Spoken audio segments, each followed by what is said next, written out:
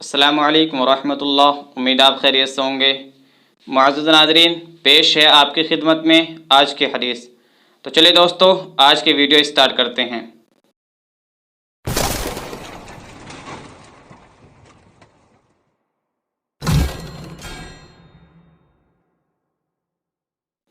बिस्मिल्लाहिर्रहमानिर्रहीम।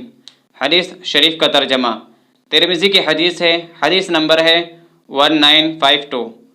हज़रत अय्यूब रहिमहुल्लाह अपने वालिद से और वो अपने दादा से नकल करते हैं कि अल्लाह के नबी सल्लल्लाहु अलैहि वसल्लम ने इरशाद फरमाया कि किसी बाप ने अपनी औलाद को अच्छी तालीम और अच्छी तरबियत से बेहतर कोई तोहफ़ा नहीं दिया।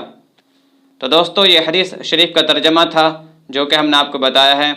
और इस हदीस से हमें पता चलता है कि सबसे बेहतर, सबसे अच्छा तोहफ़ा एक औलाद के लिए क्या होता है, और वो है अच्छी तालीम और अच्छी तरबियत।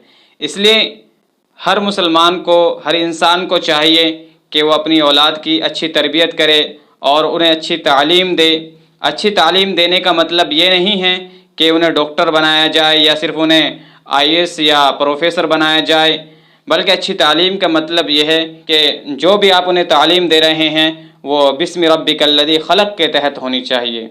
चाहे फिर आप अपने बच्चों को डॉक्टर बनाएं या इंजीनियर बनाएं या प्रोफेसर बनाएं, अलगर्ज़ आप अपने बच्चों को फिर कुछ भी बनाएं, लेकिन जो तालीम आप अपने बच्चों को दे रहे हैं वो बिस्मि रब्बिकल्लज़ी खलक़ के तहत होने चाहिए। तो दोस्तों, ये आज की हदीस थी जो कि हमने आपको बताई है। अगर ये वीडियो आपको पसंद आई है तो आप इस वीडियो को लाइक करें, शेयर करें, और अगर आपके मन में कोई और सवाल है तो आप हमें नीचे कमेंट बॉक्स में बताएं, जिससे कि आने वाली वीडियो को हम आपके जवाबों के मुताबिक बना सकें।